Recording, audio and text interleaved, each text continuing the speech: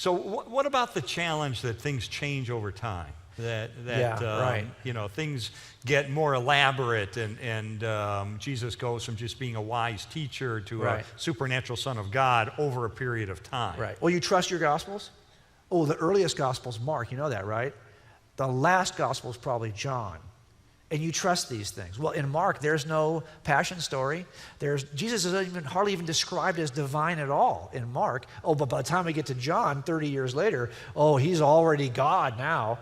That's the kind of the accusation, right? That Jesus changes over time.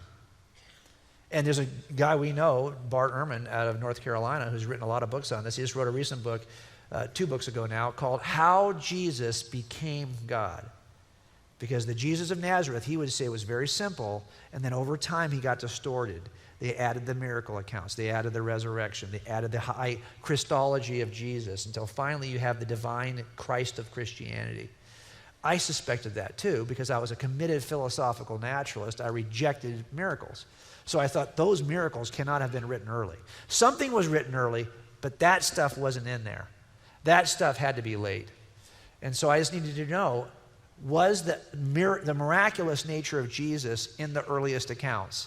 So here's how we tested it. You know, if you have a crime scene, and I find a casing in the crime scene, and then 30 years later I bring the casing to court and I say there's an extractor pin mark on the casing that identifies it to the suspect's gun. That's why I want you to convict this suspect. You could rightly ask, well, how do I know that that extractor pin mark was on the original? Someone could have pulled it out of property 15 years later, etched on the extractor pin mark, put it back in property, and now it's been altered. That's a fair accusation, I think. How do I know that that mark was on the original? Here's how I know. I go back and I ask the question, was there an officer there back in the day, 1980, who wrote a report, a supplemental report, where he described the extractor pin mark? Because if he did, I know it wasn't added later. And then he gave it to somebody. The next guy who takes that piece of evidence, he writes a report describing what he received from the first officer. And then the next officer does the same thing. And we do it through time to the crime lab and from the crime lab all the way to the courtroom. And now I have report after report after report to see if anything's changed on the casing. Well, there's a new, this is, by the way, called the chain of custody. Link by link, we look and see who is each link and is it changing. Do the same thing with the Gospels. Let's take a look at the Gospel of John. Was he really that divine in the beginning? Well, the first officer at the scene who wrote a report was a guy named John. He described what he saw in Jesus. But how do I know that he really wrote that? Well, who did he give it to? Who is the next link in the chain? 3 guys were his personal students, Ignatius, Polycarp, and Papias. Now, after John died, these 3 guys became leaders in the local church. If you didn't have John's gospel, you could just ask them, what did John say about Jesus? And they wrote local letters to local congregations. They're not in your Bible.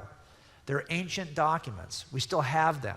We can read them and see what did they say they learned from John. And they had a student named Irenaeus, and he had a student named Hippolytus. And you can go through the entire list of history and look at each link in the chain to see, is the story of Jesus becoming more extravagant?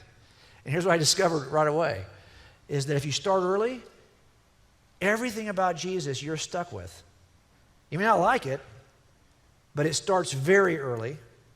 And the very first people that John talks to will describe him as being divine, claimed to be God, rose from the dead as God, worked miracles as God, born of a virgin, died on a cross, rose from the grave, ascended into heaven, seated at the right hand of the Father. Every doctrine that we hold dear today is present immediately in the first story of Jesus. So you're stuck with this weird deal. You have people who are telling us something, and they never change their story. And we can document it all the way back to the life of Christ.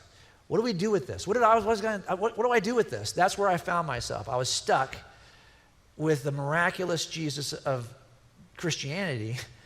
And every way I tried to kind of look at it and see, is it a lie? What's motivating him to lie? I tested it every way I could. I was stuck with it.